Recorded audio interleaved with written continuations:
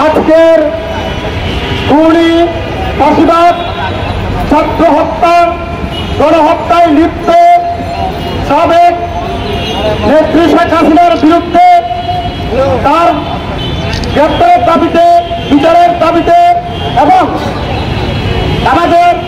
তাদের দোষকদের বিচারের দাবিতে আজকে আমাদের এই সবাই উপস্থিত আছেন। আমার প্রান্তীয় শ্রদ্ধেয় বড় ভাই গুলজার ভাই উপস্থিত আছেন।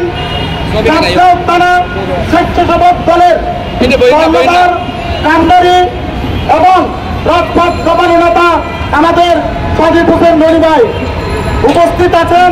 আরো সিনিয়র নেতৃবৃন্দ সবাইকে আজকের বিক্ষোভ মিছিলের পক্ষ থেকে আমি আন্তরিক শুভেচ্ছা অভিনন্দন জানাচ্ছি।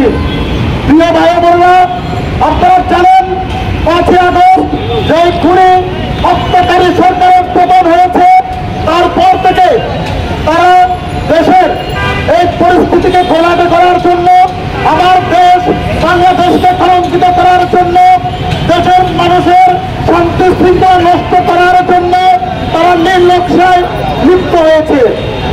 তারা চাইছে বাংলাদেশকে একটি লাশের মিছিলের পরিণত করে এই দেশকে ধ্বংস করার তারা সেই পরিকল্পনা তারা এঁকেছে। কিন্তু দেশের যারা নেতৃত্ব দিচ্ছেন, আমাদের আসনের মাটির মানুষের প্রিয় মুখ, প্রিয় নেতা, আমাদের হৃদয়ের স্পন্দন জনাব আবু সুফিয়ান ভাইয়ের নেতৃত্বে আমাদের সাজিদ হোসেন মনি ভাই সহ গুলজার ভাই সহ আজকে আমরা মাঠে নেমেছি। এখানে কোনো অরাজকতা, কোনো নির্লজ্জা বাংলার দিকে আমরা হতে দেব না। আমরা যতদিন এই বাংলাদেশের নির্বাচনের অধিকার ফিরিয়ে আনতে পারবো না, যতদিন পর্যন্ত বাংলার মানুষের অধিকার ফিরিয়ে দিতে পারবো না, একটি সার্বভৌমত্ব দেশের মানচিত্র অঙ্কন করতে পারবো না, ততদিন পর্যন্ত আমরা রাজপথ ছাড়বো না। আমরা আজকে যারা 5 আগস্টের পর থেকে তাদের লুকোচুরি খেলায় তারা মেতে উঠেছে, বাংলাদেশকে বিভিন্ন হুমকির মাধ্যমে, তারা বিভিন্ন গুজবের মাধ্যমে বাংলাদেশকে কলঙ্কিত করতে চাইছে। আমাদের অবস্থান থেকে আমরা সবাই তাদেরকে প্রতিহত করব।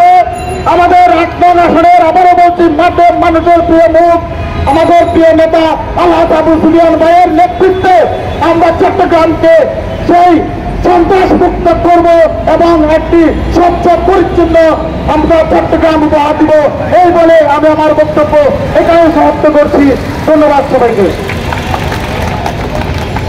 ধন্যবাদ।